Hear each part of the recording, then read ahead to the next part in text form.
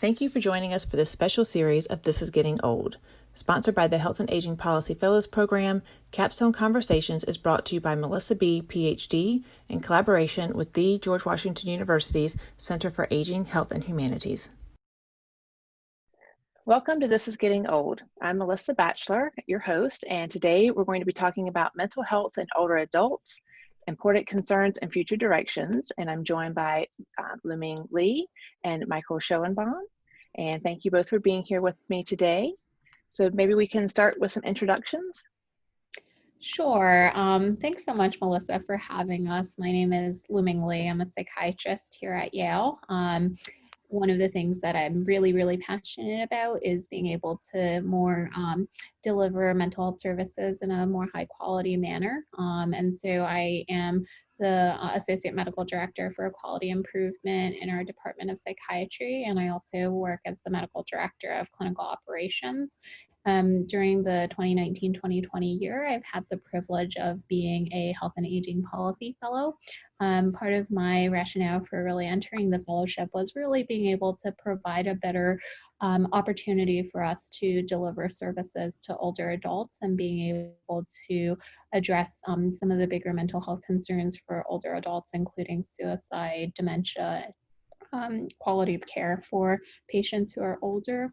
I was really interested in the National Institute of Mental Health and am the first fellow placed within the agency. My interest in the agency is that it is a research agency within the federal government that is promoting evidence-based approaches to care delivery. And so it really aligned with my interest to be able to spread evidence-based ways in which we can deliver care. So I've been really excited and privileged to have mentorship from Michael and Jane Pearson at the NIMH. So we're just so thrilled to get to work together to think about how to approach healthier delivery of services to older adults with mental health needs. Great, very important topic, and one that I near and dear to my heart also. So Michael, tell us a little bit about yourself. Thank you also for having me. My name is Michael Schoenbaum. I'm an economist and epidemiologist at the National Institute of Mental Health. I have a unique job. Nobody at the Institute has the mandate I have, so I kind of treasure this in two parts. One part of my job is to conduct research on mental health policy and public health issues in service of Institute decision-making, kind of trying to identify areas of burden and opportunity and to help figure out what works. And the other half of my mandate is where our science has identified better practices. I have a mandate from the Institute to work with outside partners, public and private, in service of getting that science actually used in the world. One of NIMH's strategic goals specifically is that our research should have public health impact. And since NIMH mainly implements grant programs, since we're a research funding agency, in order for our research to have public health impact, people have to use it in the world. And so I work with stakeholders across, and to some extent even beyond healthcare, to try to figure out levers to get evidence-based practice used in the world. I have a particular focus. So, as an economist, I'm not a mental health person by training. My point of entry into mental health came via 10 years at the RAND Corporation before I came to NIMH, where I had the opportunity to work on some really large national trials to improve outcomes for individuals with mental health conditions being treated in primary care settings. Primary care settings are particularly important for older adults because most older adults have a primary care provider, and many older adults, even with mental health problems, don't want to see specialty providers. So that kind of launched me on a career focusing on evidence-based practice in mental health. These days, I continue to do that work and focus especially on suicide prevention, not only, but especially. And suicide prevention is one of the things, the Institute interest and Lu Ming's interest in suicide prevention is one of the things that brought us together. So Lu Ming, maybe you can give us some background about how you got interested in suicide in older adults and why this is such a critical topic, and then we can talk about how the work that Michael does trickles down to local, state, federal, state, local policies. Yeah, I got really interested in this work because we've been looking at outcomes in mental health, and one of the big causes of death for Americans is suicide. So it's one of the top leading causes of death. And within behavioral health, that's something that we track very diligently. So I actually receive all the completed suicides that occur in Connecticut. And most of this actually happens in older adults. We know from epidemiology that a number of older adults commit suicide. We also see younger folks committing suicide as well. So I've gotten very interested in trying to prevent suicide in my local community and more broadly in our state and nation, because it's just such a big public health issue. It's oftentimes underfunded, and I think it's an area of passion of mine to advocate for these services to be delivered in a way that accesses care for the patient and allows us to really advance the work of prevention, because we know there are approaches and strategies out there, and I hope we'll be able to talk about some of those here. Yeah, I mean, I think some of the work that I've seen around suicide in older adults is many of them actually see a provider within 30 days. And so how do we teach providers how to screen for this? Because the completion rate for older adults is actually the highest of any demographic. So how does it, so I guess for either one of you, how does a research agency, the work that you do, how does it contribute to the national, state, and local policy efforts? So that's a big question. Broadly, I think that ideally, we focus on implementing evidence-based practices. In other parts of healthcare, we have made really substantial gains in patient outcomes by conducting research systematically to develop better treatments, but also to improve delivery of existing treatments. And NIMH's research spans that whole spectrum, basic science to understand the mechanisms of illness, research to develop new treatments, but also research to improve delivery of available treatments. And I want to focus particularly on that last part, because there's an enormous amount of opportunity in that space. We might all wish for there to be better treatments, but for now, from a public health or a clinical care perspective, we have to work with the treatments that exist. And so the more we can learn about better ways to deliver them to improve outcomes, the better off we are. And where the science has identified better practices, those are the most plausible places to go out to decision makers in the world, policymakers with a little p, to say, hey, the science has identified some specific things that if we did those things more, if we shifted to those better mousetraps, we would really improve outcomes. And I say policymakers with a little p because when we develop a new treatment in the sense of a drug or a device where some patent holder owns the intellectual property, we know how to get the health system to use those things. But when the opportunity for improving outcomes comes not via some discrete device that a company owns the patent of, but by better care delivery processes, we're not so good at pushing that kind of thing out in the world. There's no company that owns the rights and stands to profit. And so a much wider range of stakeholders need to take action. Public and private payers need to provide financing for the better models of care. Accreditors need to hold delivery systems accountable for that they are part of standard practice. Providers need to be taught how to use these better models of care. Patients may benefit from being taught to ask for the better models of care, and so on. There's no single place where we can push those things out. And again, NIMH has a specific goal that our science should have public health impact. And so NIMH has made the decision. I'm grateful and honored to be working under the mandate reflecting this decision, that NIMH should play a proactive role where possible in engaging with the various kinds of policymakers whose decisions could influence whether and how fast we shift from current practice to whatever better mousetrap we've discovered. Mm-hmm. Sounds a lot like dissemination implementation science.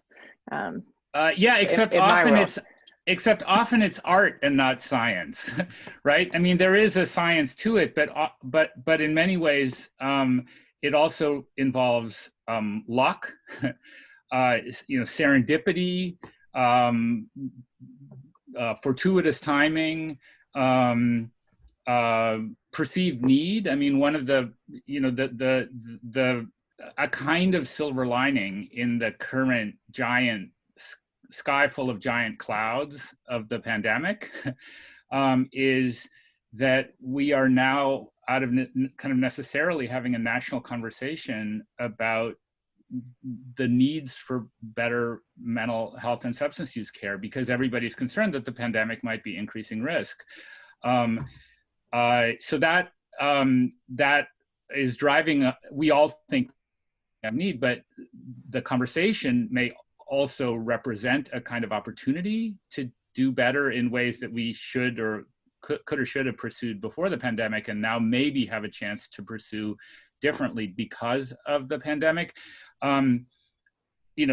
Conceptual models from the science of implementation and dissemination, it's hard for them to sort of account for random events in the world, but random events in the world often turn out to matter. Right.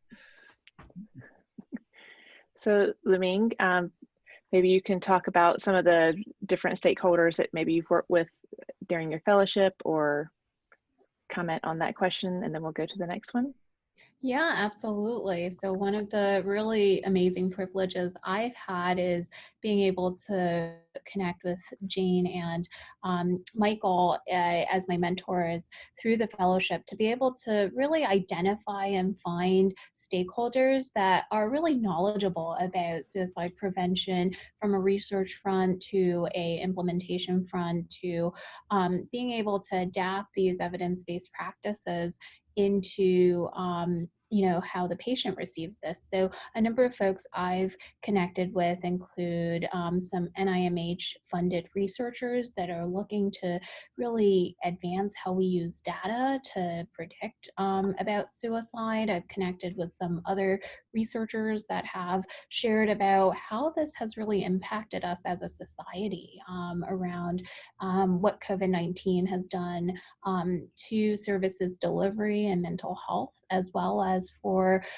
older adults who are experiencing mental health issues in nursing homes, and how that's really been advanced as an issue, and especially in preventing isolation and loneliness, and what are our state as well as our local approaches to doing that as institutions, as individuals, and as national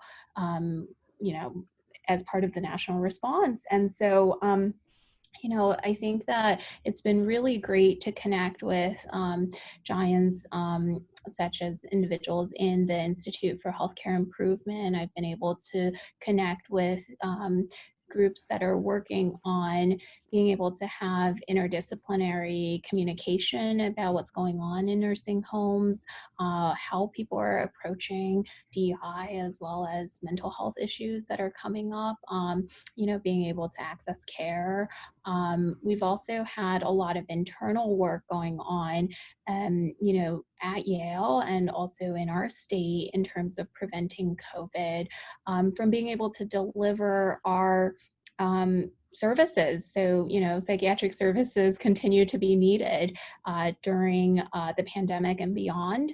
And, we've had a number of conversations with these different stakeholders, whether it's frontline clinicians, whether it's experts in the field, to be able to address mental health needs during this time. It's been really critical for the older adults because they might be in a setting where they've not been allowed visitors for weeks.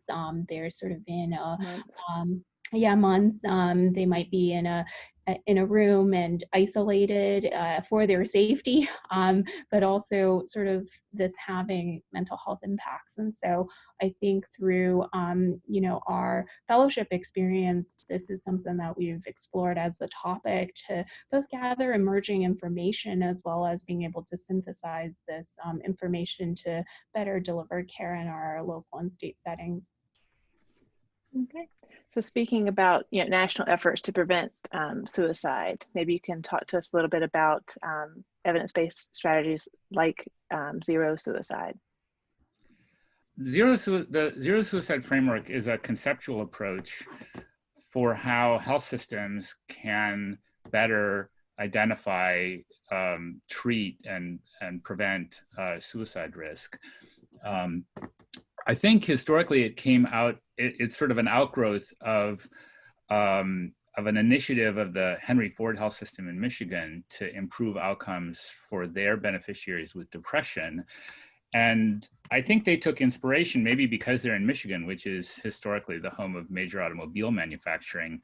They took inspiration from the product defect literature, the kind of quality manufacturing, the science of quality manufacturing, where the principle is there are certain kinds of things that you want to work towards. These things never happen. So the zero in zero suicide, I think, is in recognition of the idea that in healthcare settings, so in hospitals and emergency departments and clinics, a suicide event should never happen. People shouldn't attempt or die of suicide in healthcare settings.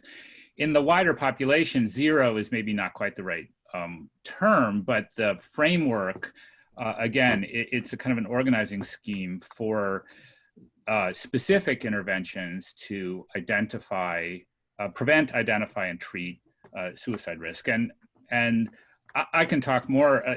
The science has really developed substantially in the last 20 years, where we now have specific evidence-based steps that really legitimately do improve outcomes on all of those fronts. We know how to identify and treat mental health problems more effectively, which serves as a kind of primary prevention of suicide risk, right? It helps keep people from becoming suicidal in the first place. We've identified better ways to find people who do have suicide risk, which is essential because we can't help them if we can't find them.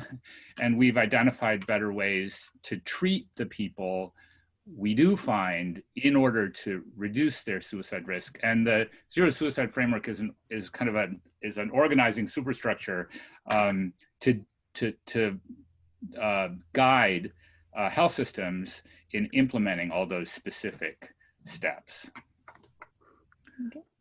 So Lu-Ming, maybe you can talk to us about some of the evidence-based strategies for how you would implement this into a clinical practice. Yeah, so I think that Michael mentioned a number of steps involved in the zero suicide framework. They include lead, train, identify, engage, treat, transition, and improve. Within each one of these different steps, there's approaches to being able to use an evidence-based tool or set of tools to be able to accomplish what the goals are for the different steps. And so for example, for the Identify, one of the things that can be used is the Columbia Suicide Severity Rating Scale, which can be a really quick tool to identify if somebody's having suicidal thoughts and then what their risk factors are, so that you can sort of have high, moderate, or low based on the screening scale. And then once you identify somebody as moderate or high risk, to be able to receive an assessment for the suicide risk. So that assessment can be done in an evidence-based way as well, using a standardized tool. For example, at Yale, we use the CSSRS safety tool, which has now been implemented on all of our inpatient settings, in our ED settings, in our consult settings. And I think that a number of different agencies, as well as individual institutions, have started to use these evidence-based tools as part of a national patient safety goal through the Joint Commission that happened in 2019. They've adopted this, but one of the things that we're hoping to do, and I think is an area of more nuance and more development, is being able to track how well do we do these things. And as Michael has mentioned, I think that there are these different steps and components to zero suicide, but how do we really measure that it's being implemented? It's not sort of a drug that you give that you can track, hey, how well does somebody take a medication? You have to be able to, along the process, be able to track that this clinician at this time did this in a way that, is in line with the evidence. And so that is a little bit harder, and I think a future direction for this, both the identification and assessment pieces.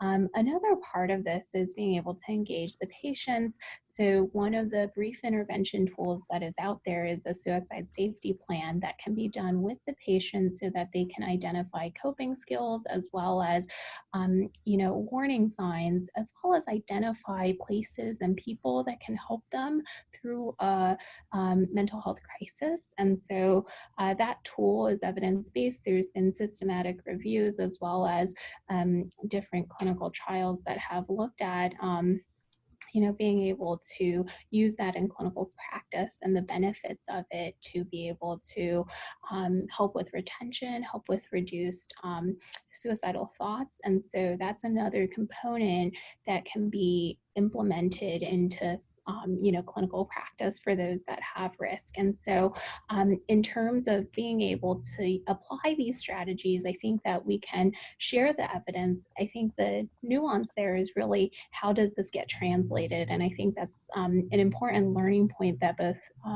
Michael and I bring up around, hey, some of this isn't that easy. And I think there's a lot more work to be done to be able to really thoughtfully track how well we're doing in terms of implementing these strategies. Could I add, I guess, a couple of things about that? So Lu-Ming has identified some specific steps that we have learned from the science really should happen to improve patient safety and outcomes. We've learned, for example, that when we screen everyone who comes to a hospital emergency department for suicide risk, we double the number of people, no matter what they came to the emergency department for. When we do that, we double the number of people that we detect who actually need care for suicide risk. So half of those people we would find anyway because a nurse figures it out or the patient self-identifies. But the other half, the only reason we can figure it out is if we ask them. And so asking them routinely is an identified better practice. And by the way, we also have science that asking people about whether they're considering suicide does not actually cause harm. It doesn't put ideas in people's heads that weren't already there. Whereas skirting the issue for someone who's in distress and avoiding it, or avoiding them because you want to avoid the difficult topics, that actually might cause harm. So there are these various things that we should do. And as Lu-Ming described, we should track whether those things get done.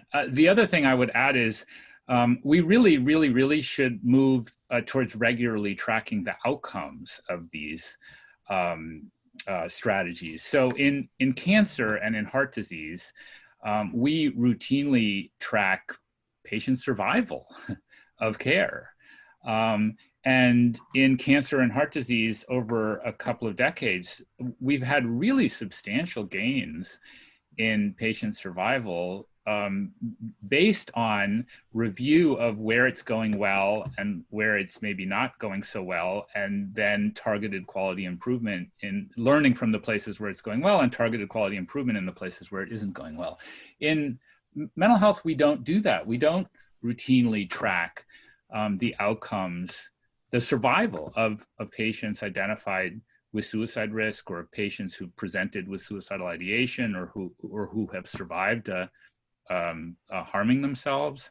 We don't incidentally do the same. We don't do that either for people who've had a non-fatal overdose, which is also something that older adults are disproportionately at risk for.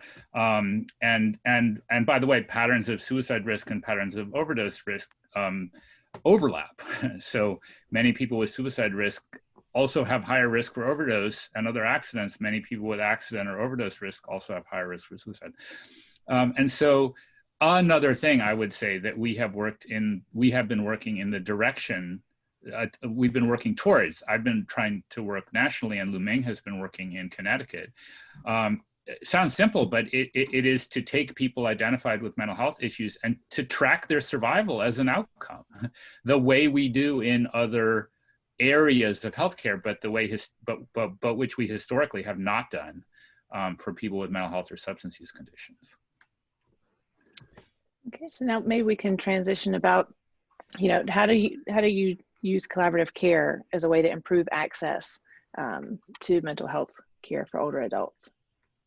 So the collaborative care model, capital C,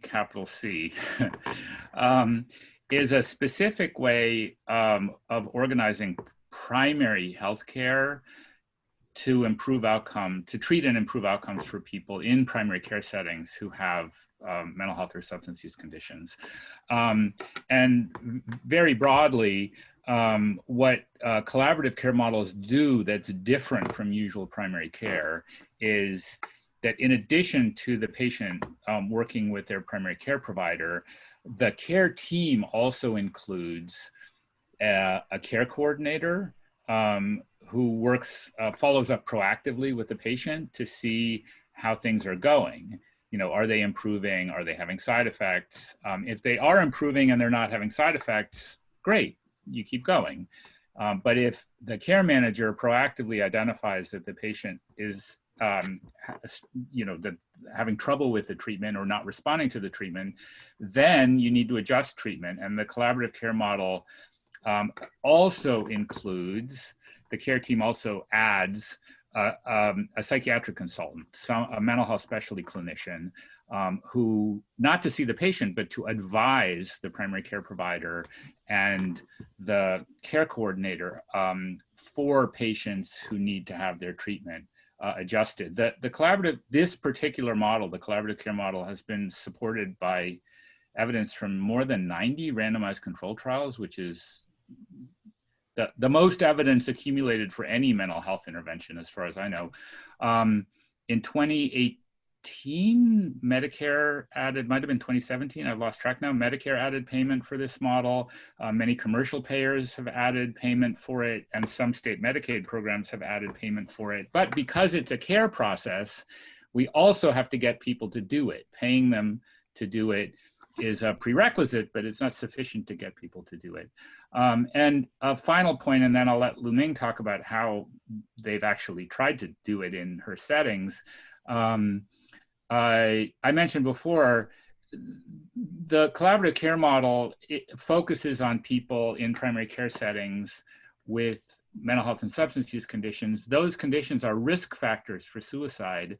And if we find those people better and treat them better, in some cases at least, we can prevent them from becoming suicidal in the first place. In other cases, the fact that they are in comprehensive proactive care allows us to identify, if they do develop suicide risk, we can identify it better and then intervene. So in those two major ways, the collaborative care model really can contribute to suicide prevention efforts. Yeah, just to add to what Michael said, I completely agree with the fact that suicide can be detected and oftentimes aren't in settings where people are treated for behavioral health. And so being able to equip primary care providers with some knowledge about treating behavioral health conditions really makes the collaborative care model a population health management strategy for being able to deliver mental health services to more patients in many different settings. And so we've been able to really advance the work locally in our setting by being able to use algorithms and the different components to do collaborative care. And I think it is a really important evidence-based strategy that we want to promote both as, part of the work at NIMH, but also just because it is so, steeped in evidence in terms of its benefit for population health management and mental health services. I wanted to add to Lu Ming's comments. The collaborative care model is, I think, particularly valuable for older adults. The focus is on identifying and treating mental health and substance use conditions and suicide risk and other things in primary care settings. That's what collaborative care was designed to do. And that means it's part of a solution to lots of different problems. One problem is we have a national shortage of mental health specialty clinicians. A second problem is that shortage is particularly acute in non-urban areas and in lower income and rural areas, because that's not where mental health specialty clinicians or any other kind of specialty clinicians typically want to live. But those are also areas of particularly high need. And so we have this problem of a national shortage and then local shortages in particular high need areas. And a third issue is that older adults especially prefer to be treated in primary care settings and are often very reluctant, for various reasons, to get care in mental health specialty settings. It's another provider they have to go to. Stigma about seeing a psychiatrist or a psychologist may be particularly high in older adults. And so the collaborative care model is important for many reasons, but it is maybe especially important and valuable for treating older adults because it's an opportunity to improve outcomes where they already often seek care. Yeah, which is very true. And I know even within nursing, psychiatric mental health nurse practitioners, is a major shortage, and to find, someone with expertise in that specialty area who also, either has a PhD or a DNP to be faculty, it's a huge national need. So maybe let's kind of finish out our discussion today talking about next steps, either for suicide prevention, and then also, how this will inform your career moving forward. Sure. So let me get started with that. So I think that we've been doing a lot of work on tracking suicide prevention efforts that we've been doing as part of what I described earlier with regard to our screening, our assessment, as well as our interventions around suicide safety planning. So one of the next steps that we've been really interested in is exploring the quality and quantity in which we've gotten the suicide the suicide safety plans completed. So what has been happening is that we know that there's a huge variation in terms of what is potentially recorded out there, as well as its functional use in clinical practice. So we're going to develop a process for auditing as well as tracking the use of suicide safety plans. We're also planning to do an evaluation on how well these different interventions are working. And one of the things that we do is we track outcomes in terms of the patients who have completed suicide who are in our care. prior to their death. And so that's something that we're going to be continuing to do to really look at state level suicide prevention efforts. We've been collaborating with another large health system called Hartford Healthcare in Connecticut. We're the two biggest healthcare systems, Yale and Hartford Healthcare. So we're going to really strengthen that collaboration to really look deeper at, how can we use EMR data to really help us address suicide prevention, whether it's through clinical decision support tools and or being able to look at the data of completed suicides and tracking if there were missed opportunities to improve our care. So really the continuous improvement component of the Zero Suicide Framework. In terms of my personal future directions, I've really benefited from the work at NIMH in terms of being able to think about research questions, identify opportunities from a grant standpoint, and being able to really think thoughtfully about, how we can address suicide prevention as well as behavioral health services delivery. One of the larger projects that I'm going to take on for our health system is being able to develop algorithms for looking at what is the evidence for treatment for various different conditions. So depression, bipolar disorder, psychosis. And imagine this, a number of patients will come in and see different providers and get treated very differently. We're going to try to work on consensus statements so that if you receive care at X location, it's going to be similar to the care that you receive at Y location. And so we're really going to try to advance that kind of consensus work across our health system, because as health systems advance, there's huge variation in our performance as well as outcomes. So we're really trying to work on streamlining that and working on that as a health system. So I'm very excited for that work. It's a little bit different than policy work. It's really focused on evidence-based implementation and quality improvement. So I would say it is actually policy work. It's just policy little p. Yeah, that's true. Policy little. There you go. And I mean, actually, so the way I think about what Lu-Ming just described in a kind of a broad conceptual sense is work, working towards organizing ourselves so that we approach prevention, identification, and treatment of mental health and substance use issues the way we approach those things, those goals in other parts of medicine. And historically, we really haven't done that. The care system has been kind of siloed. The behavioral health providers have been in different organizational structures than the physical health providers often. Insurance has been separated, but also the way we think about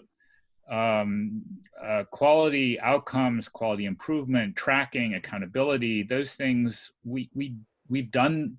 Our practices in mental health and substance use care have lagged the practices in other parts of medicine. So we have our work cut out for us. On the one hand, the numbers are going in the wrong direction. The suicide rates have been rising over the last decade, initially in only certain demographic groups, but in more recent years, across essentially all demographic categories in the United States. Overdoses have risen really dramatically, much more even than the suicide rate has risen. Rates of depression have gone up, and now the pandemic, where the signs all point in the direction of yet increased need, although the data so far are still coming in. So on the one hand, need is going up. On the other hand, again, that creates a kind of opportunity. So we are having national conversations and local conversations across all kinds of stakeholders about the importance of doing better. And the good news is that our science has identified lots of specific practices that the evidence says would, in fact, let us do better if we moved from current practice to wider use of those better evidence-based practices. So that creates tangible opportunity. And it's, we are thrilled to have partners like Lu Ming and, hopefully future fellows in this program and others to work with, because this enterprise takes the proverbial village. True. And just, actually, I was, you mentioned, substance abuse, in the middle of a pandemic. I was driving yesterday, and there's a bus in Fairfax County, and on the back of it, it said, more people in Fairfax County die from opioid overdose than die from car accidents. And that's a shocking statement to see, but I would love for us to kind of close this out by talking about resources that people can connect with.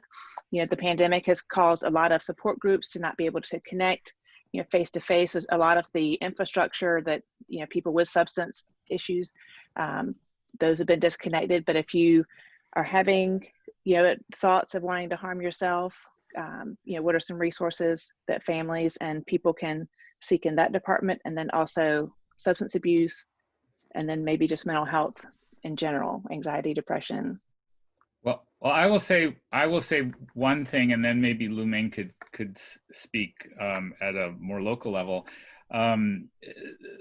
I would say the place to start, if for people who themselves are struggling with suicide risk or with other kind of associated concerns. I mean, people don't have to be only suicidal to use this resource. So people should call the National Suicide Prevention Lifeline at 1-800-273-8255. Incidentally, the Lifeline is a useful resource not just for people who are struggling, but also if you know someone who is struggling, you can call the Lifeline to get help for yourself or advice about how to help other people.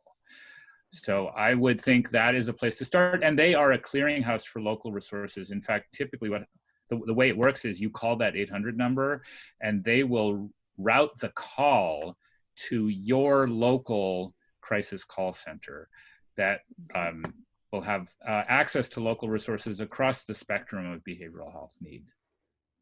Yeah, I would agree with Michael. I think that there's also a text line that you can use. So there's a few different modalities that you can reach this clearinghouse. From a local level, the infrastructure has changed quite a bit in terms of what services are available. A number of different agencies and practices have adapted to being able to offer services through telehealth. There's just changing waves in terms of what's available right now.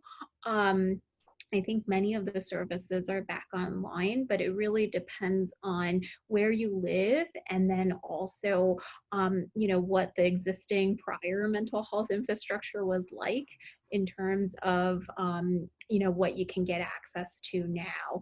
I would say that for, a number of different facilities, services has continued throughout the pandemic just by sheer need, because you don't stop having a behavioral health crisis during a pandemic. You still have them.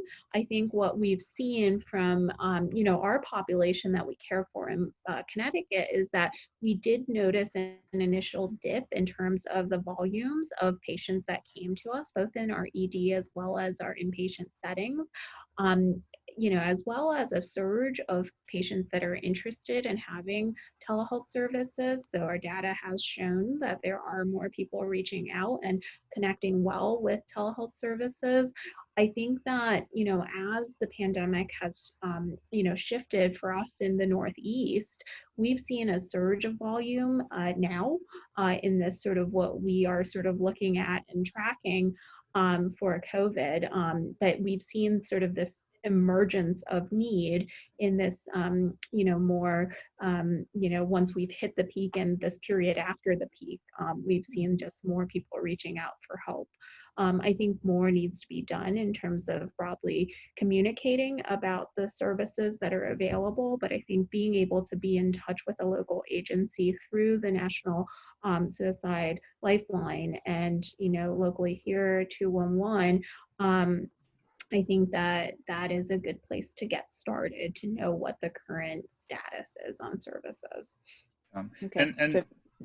Well, just Sorry. to clarify, so you were saying that if you're in Connecticut, 211 is the number, just like 911 would be.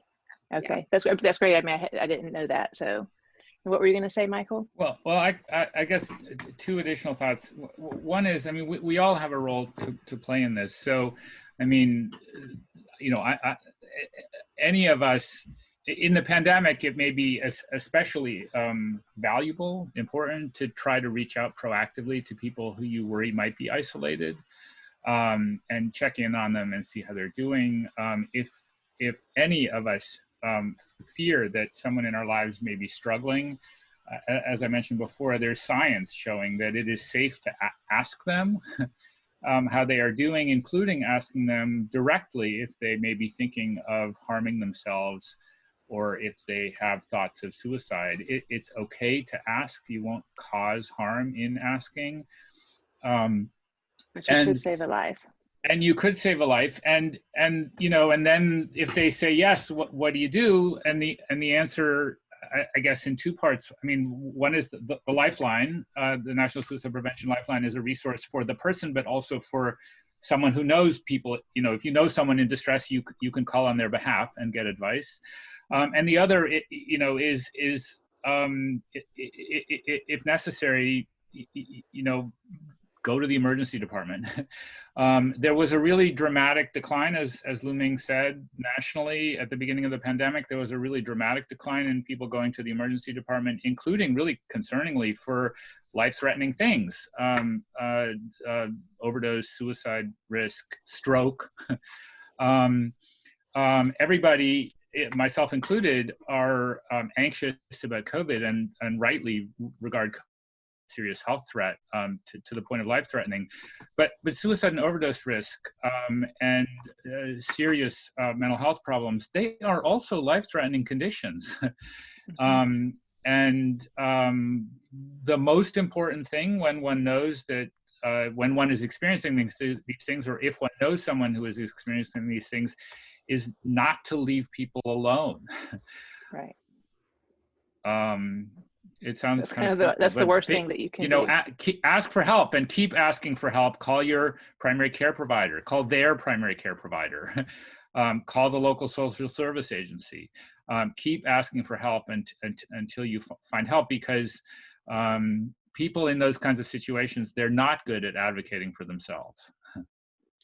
All right. Well, thank you both for being with us today, and we'll be sure to highlight these resources, and it's incredibly important topic. So thank you both. Thank you very much. Thank you.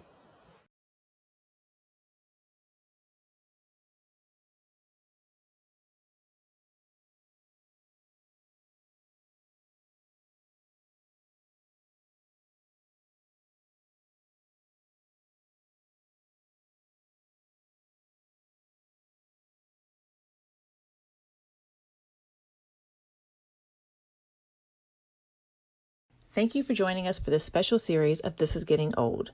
Sponsored by the Health and Aging Policy Fellows Program, Capstone Conversations is brought to you by Melissa B., PhD, in collaboration with the George Washington University's Center for Aging, Health, and Humanities. Thank you for joining me today for This is Getting Old. If you'd like to know more, you can subscribe to my YouTube channel, and if you have any questions or a related topic you'd like to hear from me about, just let me know. Thanks.